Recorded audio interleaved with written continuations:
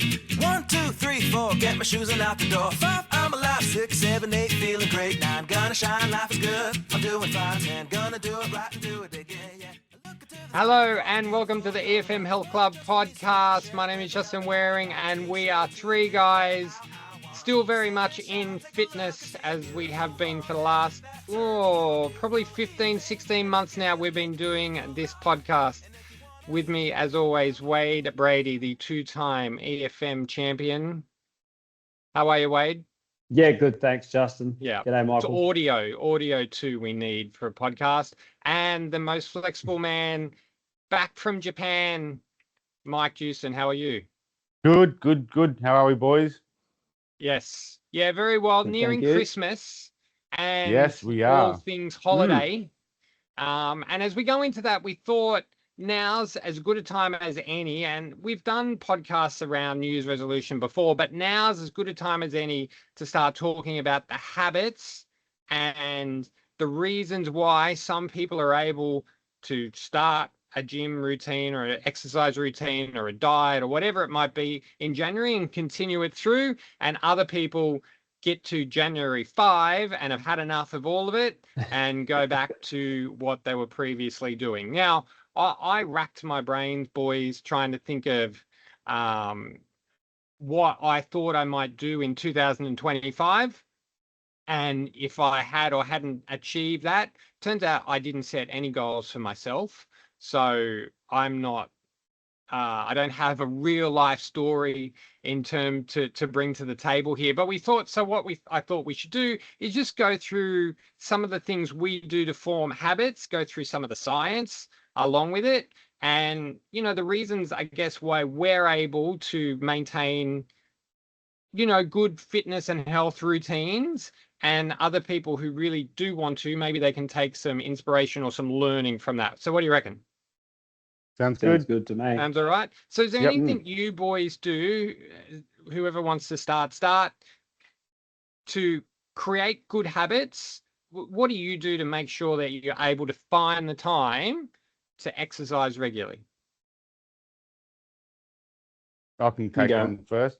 Yeah. I'm a big believer, and we'll probably dive into this more later, in the habit stacking. So, stack your habits. If you want to add something new to your routine, some sort of habit or something, if it's eating healthier or if it's just maybe stretching every day, add it onto another habit. Maybe whilst dinner's happening, whilst we're making dinner, or before dinner's happening, whatever it is, set yourself a time. Okay, this is the time I'm going to do it. Or if it's when we come home, we have that cup of tea after dinner, if it's a cup of tea or if it's a shot of vodka, whatever it is, to take that time to then say, right, I'm going to sit down for 5 minutes and stretch as well. So I'm a big believer and big fan of the habit stacking. Yeah. It's a good hack, isn't it? You don't have to find extra time or eliminate anything. That's it. Can you think of a couple more examples? I know there's one like brushing your teeth, standing on one leg, keep your balance tuned up, stomping the tiles in your socks or your bare feet, good for building strong bones while you're brushing your teeth, stretching while you're watching something on telly at the end of the day. It's a good shortcut or hack or cheat or whatever term you want to use. I do like the habit stacking. Nice. Yeah. So, I mean, that would imply that you have to have a goal first, right? Yes. And something a little, so, all right. So if we wanted to, I mean, lots of people, and I've mentioned before, it's not so much you guys, people want to lose weight when they go to a gym. I think that's the biggest reason people start going to a gym or starting an exercise regime. If I wanted to lose 10 kilos, how do I associate that with like some habit stacking? Or is that too hard a question? Sorry, with stacking. Stacking. I'm very tired. You go, Michael. I think, first of all, the first thing with any sort of change in, your lifestyle, you've got to make them small, make the changes small. And so maybe pick one thing to stack your habit per day and change one thing. So whether it is, okay, right after dinner, as soon as we've done with dinner, it could be your normal routine could be simply dinner is done, you go straight into the kitchen, you clean up and you do your dishes, do whatever. It could be right before I do that. Dinner is done. We go for a 10-minute walk. So just add that one thing to the day. Don't start with anything else. Just rather than thinking, I need to be this type of person, but think about just moving more each day. Stack that habit. Go one thing, 10 minutes a day after dinner, and then come home and go about your next habit, which is then to clean the kitchen, whatever it is. But just one thing per day. It's a small step, but those things consistency, they all add up.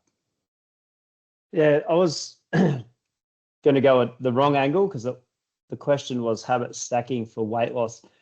It's a tricky one. Maybe I've seen people set the workstation up where they're actually walking on a little treadmill. That's pretty next level. You might even have a standing desk. Like all these little incremental changes add up. So I reckon that's one other little thing you could do. Have a stand-up desk, which is also good for other functions of the body. Habit stacking. What is the answer, Just? Was that a test? You have all the answers? I don't have the answers, but I hear a lot that people say they can't get into the habit of eating healthily, or they can't get in the habit of exercise or whatever. I think dessert is the ultimate habit stacking exercise, right? You eat and then you eat something sweet. And I don't know a person alive that hasn't stacked those two things together at some point in their life. I mean, I know for myself, I go in and out of the habit of having ice cream after dinner, and it's something, and once I'm in that habit, like it's just this, and this is the part of the habit loop that I wanted to get to. That queue of dinner, we take the plates to the kitchen, stack the dishwasher, and then that queue of stacking the dishwasher is bang, ice cream. Is that that's not even talking? So that's not habit stacking though. So habit stacking is doing it at the same time, isn't it? Well, I guess it is, but I've stacked the habit on top of the cue for me of stacking the dishwasher, no pun intended there, is then the habit of eating ice cream. So yes, they're not happening at the same time, but they're very close to one another. So I think that's the, doing those two things as a group is, I guess, it's a little different what Michael was saying, do those two things at the same time. But I'm relating the two things: dinner, ice cream. I think it's quite similar. You are, like you said, you're stacking a habit. It's not a great habit, maybe, but your brain it triggers and says, "Okay, it's now dessert time." Even if you don't grab a biscuit, you've triggered it. This timer has been set. We are going to get that ice cream out, and we're going to be having it in 10 minutes or so. Whatever it is, it's a habit stack, and that's where you've just got to try and reverse that, or add one in there. So dishwasher, 10-minute walk, dessert, ice cream, maybe add one Oreo it, maybe something like that. Yeah. Well, when it comes to these healthy changes, I don't know if it's a term, but habit replacement. So again, you're not adding any time. Instead of having that wine every night with tea, change it to a soda water with lime or whatever it may be, like that replacement thing. Like, I don't have time to eat healthy. Well, I guess if you're having takeaway all the time, that saves time. But if you're cooking at home and not eating healthy, well, you're still cooking. Just change the ingredients you're buying, learn a bit about food. But for me, and the challenges we've done over the years around nutrition, what Mike said, the small generally works best for most people. The small incremental changes. Like I was doing a bit of research for this podcast over the last couple of weeks, and the Japanese are very big on Japan, where Michael just was. They're very big on and it's 1,000-year-old culture where if you're trying to change a habit, you make very small changes. So in our Western society, we're all about a big change, a big result, and it's much harder to do that. And as soon as it gets too hard, you just slip straight back to where you were and nothing's ever changed. And they were using the example of like watching TV at night. You might watch 3 hours of Netflix or whatever. In our society, it's like, right, I'm going to suspend Netflix and I'll read instead, where this Japanese theory was more about just cut it down by 5 minutes in the first week, then cut it down maybe another 5 or 10 the next week. And the the alarm bells in our system don't go off if you're just slowly culling it back. But if it's totally removed, it's uncomfortable, the alarm system in the body goes off, and it's just too much. Yep. I don't know if you've ever heard that. Yep. Yeah. Well, I mean, I guess my point with bringing up the ice cream was that we're all able to form habits. Like it's a I guess a subconscious, non-conscious activity that we all do. So if you've said, I've tried to get into the routine of going to the gym or eating healthily, habits don't work for me, I can guarantee you we can look at your life and pick out where you formed habits.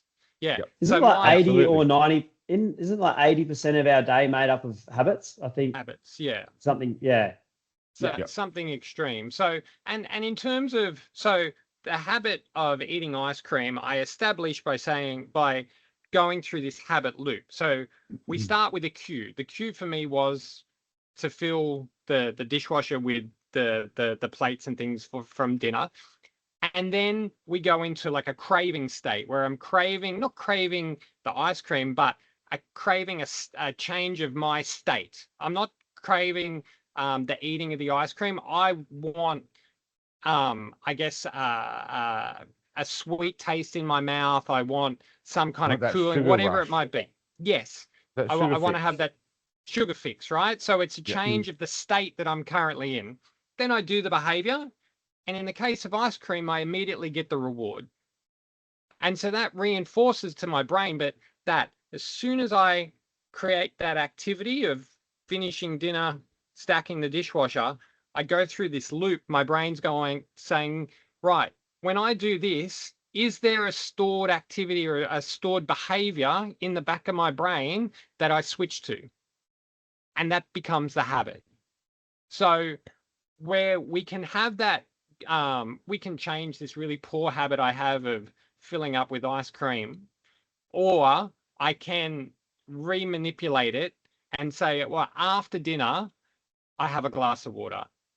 The issue is the reward centers in my brain aren't lit up by water or a cup of tea or anything like that. So usually the bad behaviors we have will initiate a very immediate response, which is why bad habits are so easy to create. Ice cream, chocolate, chips, junk food, not exercising. There's a real satisfaction immediately in partaking in any of those behaviors.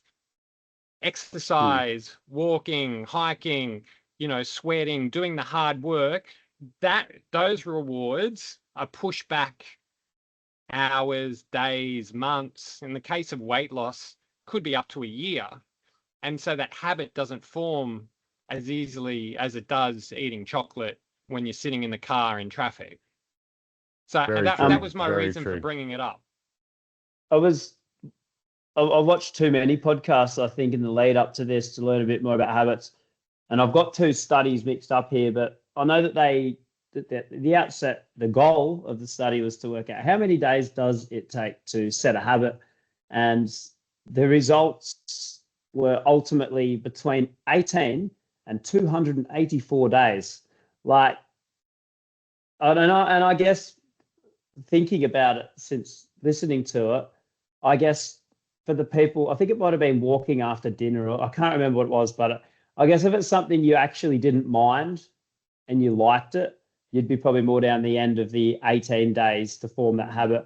But if you were someone that really just didn't like it, it's going to take a lot longer, but at least that gives you hope. And like anyone can form a habit. It's just, and I suppose the other thing too is, I was talking to a GP this morning at the club, is how far into that ready for change, how there's a sequence like where you're ready for change, and there's like the contemplation, and I suppose when you get right to the other end and it's like, I am ready for the change now, I'm going to do it. So if they join that gym, they go there with the intention to sign up no matter what, and they're going to go because they're finally through all the stages and it's go time. So I guess they're going to create a habit super quick. But if it's you join the gym because you see the calendar's ticked over and it's like, righto, time to try again, then yeah, you're not really going to be setting the habit.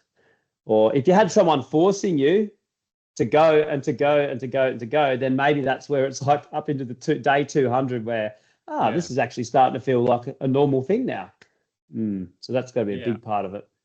Well, that's another one you can add on. Maybe something people can take out of this is a buddy system, having that motivation and having a buddy there or something. That's why EFM's so good, because you create that camaraderie with people that are going to the gym at the same time as you. Plus, you get that with your coaches. You know, that's always easier to maintain that habit if you've got a good system, a good support system around you. And buddy systems are great like that. Yeah. So look, sorry, go Wade. I was just going to say another quick. We're probably going to think of lots of stories. There was a guy that used to struggle to get in the evenings, and then one week he just started coming at 6 a.m. and he hardly missed a 6 a.m. And I went to him. I said, Michael, how did you do this? Like, so many people would love to do what you did. And he went home and wrote an email and he structured it. But again, it's finding the hacks and making it easier and setting yourself for success. And he said that like the night before he makes a decision, he said, I'm much better at making rational decisions then than at 5:30 a.m. when the alarm goes off. And then he said, but he'll set himself up. Look, he'll get his clothes out. He's got his drink bottle full. The keys are there. He knows where everything is, and there's no resistance. Well, there's a lot less resistance. There's no barriers. Yeah. So that's another big one. Create those. If you're that type of person, and I love what you just said there. I know for myself what type of person I am in the morning and what I am in the evening. I'm much more creative in the morning. So to try and sit down and come up with programs and some new marketing scheme, whatever it is, or regime, for me to try and do that in the evening, I'm useless. But in the morning, I'm much better at that. When it comes to sitting down and replying to emails, regimented things, much better in the evening because I know I've just got to get it done. So knowing when you're going to be able to be more successful to do those things is a really good point, I think. I like hearing that. Yeah. I think going back to the habit just quickly. Now, Wade, you and I have had debates about whether people need to be more educated on things and that will lead to change. I think there's more than enough education about why exercise is good. Let's not have that debate again. But I'm ready for it. We'll have it in 2026 again. Understanding how you form habits and how you work best, as you guys were just talking about, I think has some real power. Until really digging into some research, I didn't know how a habit was formed. Knowing a little bit more about how my brain works and the steps that I go through to get the result that I may or may not want. Sometimes I just get the result that I want from activities purely by chance. I don't know why I exercise. I like doing it. I go and do it. There's certain times when I'm better at exercise, and there's some days I don't. Other days, on a Thursday when I drop my son at soccer training, I automatically get out of the car and go for a run. It's just kind of ingrained in myself. So understanding why I'm doing that actually makes a bit more sense as to how then I might create some good, clear habits. Correct. And get rid of some of the bad ones that I really don't like about myself. For years, I ate chocolate in the car every time I got in. Every time I drove home from work, I wanted chocolate. And I've said this before in the podcast, like I had chocolate and it wasn't like I was overweight and I was still really healthy, but as soon as I sat in the car, my brain switched to sugar. I was hungry, but it was always chocolate. I just wanted chocolate. I convinced myself that I don't like chocolate, so I don't eat a lot of chocolate anymore. And when I do, it's way too sweet and I don't really enjoy it. So I've done done myself in. I've gone the extreme other way.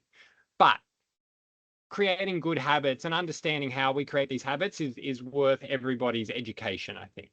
Yes, It absolutely. is uncomfortable, like trying to quit a habit. You were habit stacking, but not the good kind, Justin. Like to stop it and taper off, it is uncomfortable. And like that's another thing I It picked up sucks. in researching for this is that Netflix, the phone, the chocolate, all these things are 10% of apparently they're like 10% of the distraction, but 90% of it is what you said before, is the discomfort within us. And you get that little bit of discomfort of like, oh, I've got to go through all these emails. I'll just check one more notification. Yeah. I'll just check one more, and then you just lose it all again, and before you know it, you've wasted another however long. And we're multitasking, but this multitasking and this being diverted is often just coming from that just discomfort inside, and we blame. I think we blame these things outside of us as being the problem, but it's actually coming from within for the most part.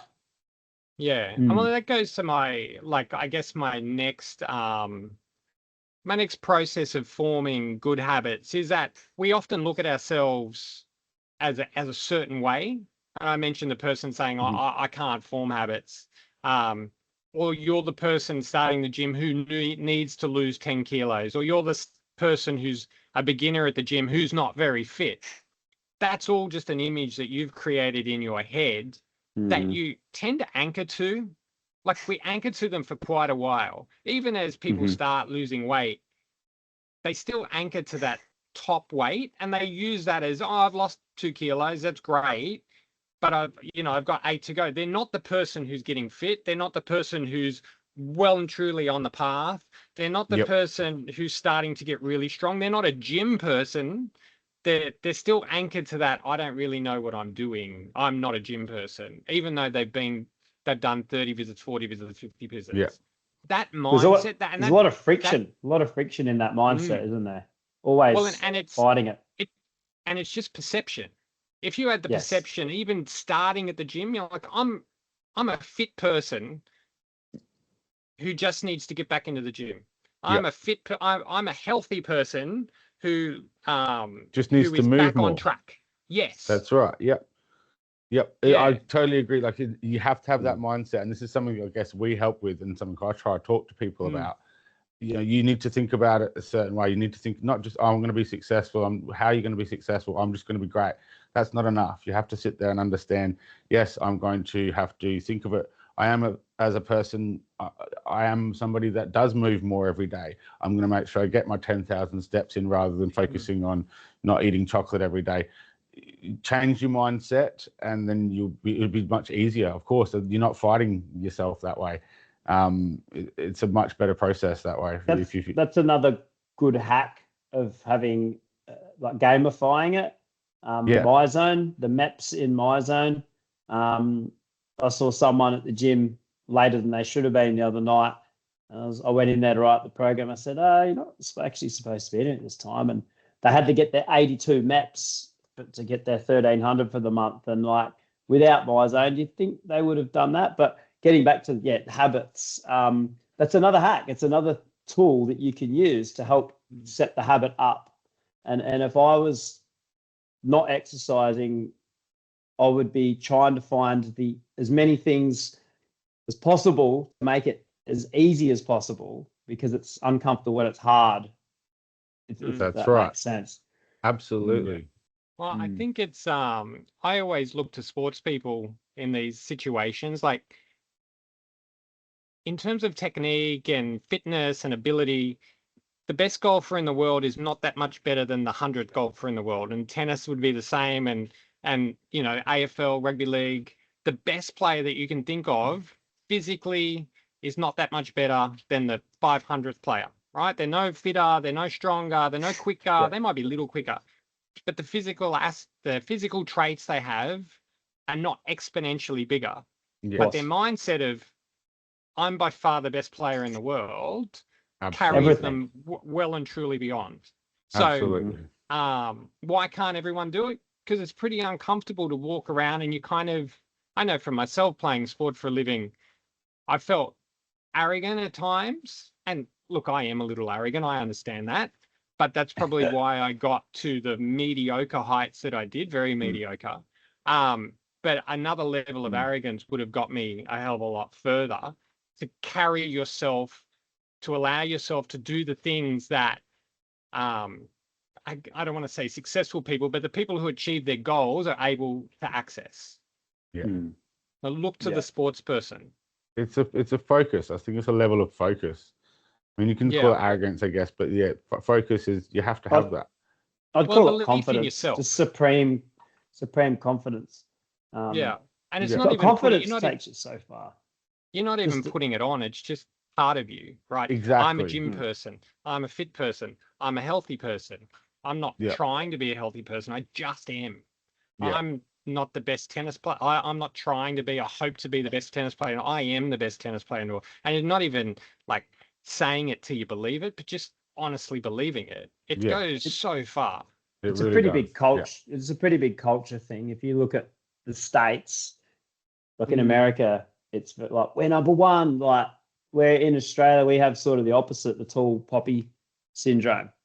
Like if you start getting a bit ahead of yourself, your mates will pull you up and say, pull your head in, mate. Like, stop pumping up your own tires, or that culture thing is pretty powerful. But yeah, I noticed this at school years ago. There was a kid that was the best at footy, and he was really up himself. And then I realized later on that it wasn't the fact he was up himself; it was that he was confident. So you can be confident outwardly, which is annoying, or you can be confident inwardly, which is, but you can still be humble, but you might believe that you're the best, but you don't outwardly say it. Yeah, it doesn't always come across as humble in sports people. Some people it does. Other people, you just look like, I haven't got a word that's not a swear word there. But yeah, like having that belief in yourself, and that takes time to cultivate, and a constant self-reflection and a self-talk and a reinforcement that you are worthy of what you want to be, and who you are. So to bring this back to habits, it's how you constantly see yourself. Like we have people come in that have joined gyms, failed or not seen it through over and over. And you could nearly guess that same person would have that mentality. They'd be saying it. They'd be going, I can never stick at a gym. I've never been a gym person. It's like, you know why? Because you keep telling yourself that. Exactly. That's a big part of it. That's probably all of it. Let's just say it's all of it. Yeah. If you believe it, it's true. And and the power of that tongue, if you keep saying it over and over, you ain't got a hope in hell. I'm sorry. I'm not a runner. I hear that a lot. I'm not a runner. I can't run. I could never run that far. I can't lift that. I'm not very strong. Like they sound stupid when other people are saying it. But we all slip into that idea of. Yep, we do with certain things. Yep. Yeah. But so if you're serious about a goal, that's the first place you should start changing the way you talk about it. I remember young, living in the country, drinking culture, hungover Saturday morning, Sunday morning, and mum would say, you really got to stop. You really got to think about, your lifestyle, drink. And I'll say, I'll try. I always used to say, I'll try, mum. I'll try to have two at the pub next time. And she'd always say, try, you're leaving the door open. You've got to say, I'm going to. And now it's just basically me saying that to my members all the time. And they say, I'll try and get back Thursday. I'll try and get in next week. I'll try. You're leaving the door open. You've just got to start saying, I will. I'll see you then. And you make that commitment. You make that commitment to do it and then do it. And that's the habit. And if you do it long enough, it becomes a habit. Yep. Yeah. So And again, somewhere between 18 and 280 days later. Yeah.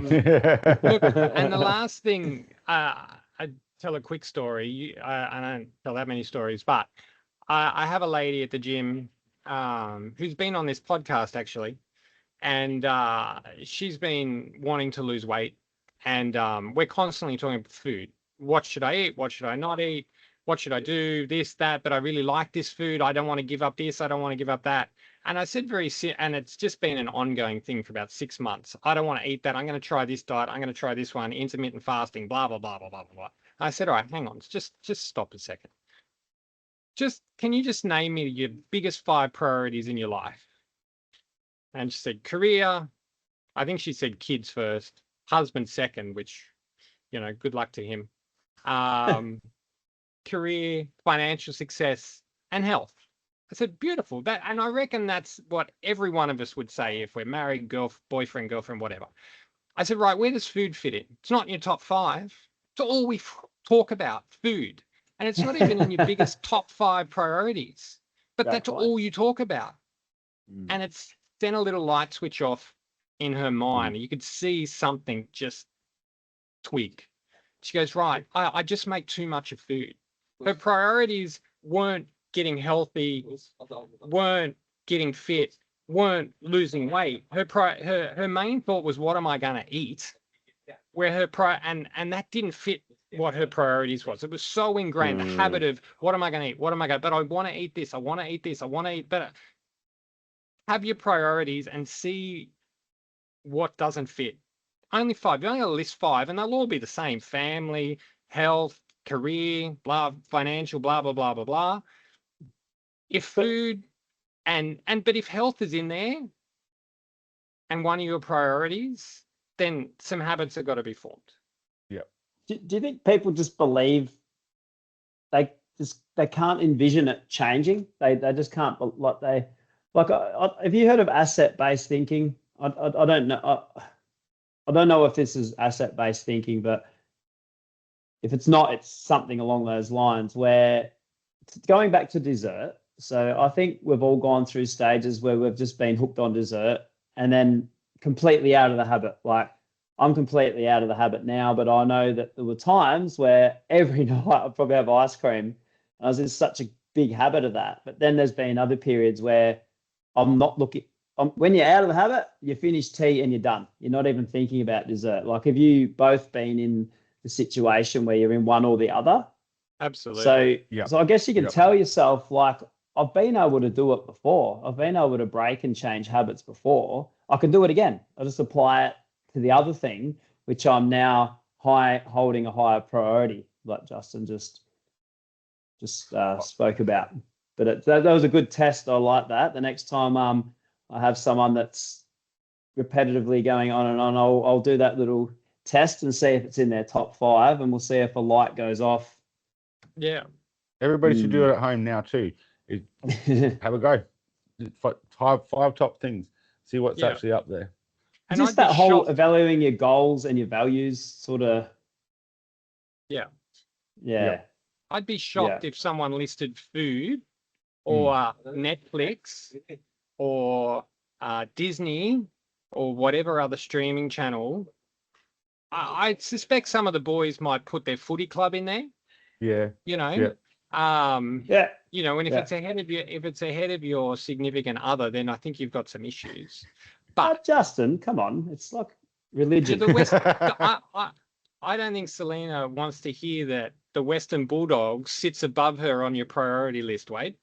Well, it's what you don't have to put it like that. She just knows if she's gonna plan something on the weekend, just the first thing she'd do is just check when the Bulldogs are playing and just work around that. We can still do the other thing. Fair enough. She's built there. Yeah. Fair enough. Well, before we all get into any more trouble with our significant others, is there anything else we want to talk about? Habit forming, making sure that we're ready, things to think about before we hit January 1 and most people start going, right, what am I doing this year? Just not really. List down the things we've just talked about, like the hacks to best setting yourself up to put to form the habit, really. I remember reading somewhere or seeing somewhere one of the best things to do in this situation is write down all of the problems you've got, all the issues you've got, everything stands in your way, all the hurdles, and then cross out all the things you can't do anything about, and look at the ones that are left, the things you can do something about, and then find the small ways to do something about those things. So that's a good little exercise maybe to start with there. And Remember the habit stacking. That's, I think, one of the best ones to look at, even if it's just one thing a day. Well, the first habit stacking thing, it's not habit stacking, but if you're someone that fills out your calendar every week and are very organized, then just put your workouts in there. You know, like this, we should probably come up with a list and whack it underneath of just hacks. I'll use the word again, to best set yourself up. The gym buddy. Yeah, there's lots, which I've forgotten already. That's when I we think need to another write one them down. I think another one too, we touched on it, is knowing what type of person you are. How are you going to achieve this? For one, start thinking the right frame of mind, but also start understanding, okay, I'm more motivated in the morning, so let's get up and do something in the morning. Figure out whether you're a farmer or if you're a hunter. If you're somebody that wants to go and get it done and get the reward right now, figure out how to do that. If you're somebody that's happy to plan it, as Wade just said, if you plan everything else in your life, then it should be easy for you really to plan and schedule time for your workouts and eating properly and preparing to eat properly by going and getting the right food, all that type of thing. Another thing to force the habit, and this is what I say to people, it's really just at the start, forcing the habit, forging the habit. And then once it's in place, you're on easy street. It's just what you do. And the word Justin used before, automatic. It's automatic. You just do it. I think about a lot of my morning members that are in every morning. And I think, like, if Audrey was sitting at home having a cup of tea at 7:30, she would feel like a fish out of water. You know what I mean? She's always at the gym then.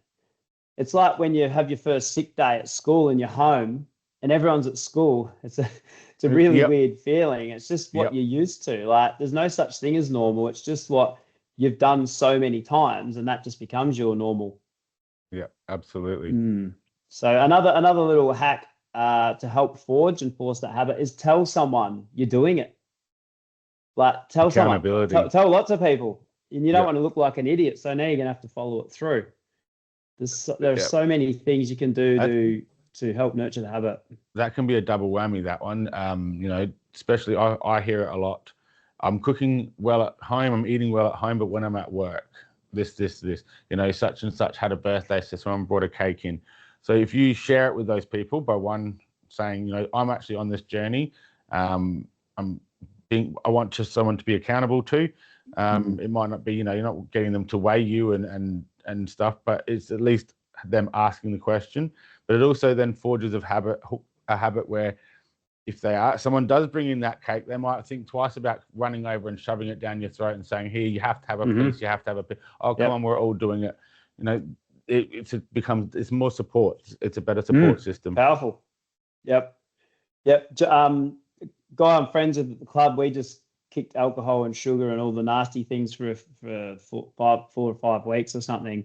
And more people wanted to join us, you know, like, yeah, it's it can be quite powerful if you get more people involved, for sure. Strength in numbers. All right, boys, that might do us for another week. We'll try and put in the show notes, you'll find all of these little hacks. We'll go out of our way and list them all, so you can just cut and paste and slot them into your diary. It'll do us, boys, for another week. And we've got one more before Christmas, one more podcast before Christmas that we will do. And hopefully we will have a special guest before now and then secured. All right, find us. Santa Claus. He can talk diet tips. He's not busy at the moment. Yeah. Find us at the EFM Health Club Podcast on Instagram, Wade at EFM McGill, and Mike EFM Underdale, myself at EFM Westmead. We'll catch you probably next week. Cheers, guys. Thanks, guys. Thank you.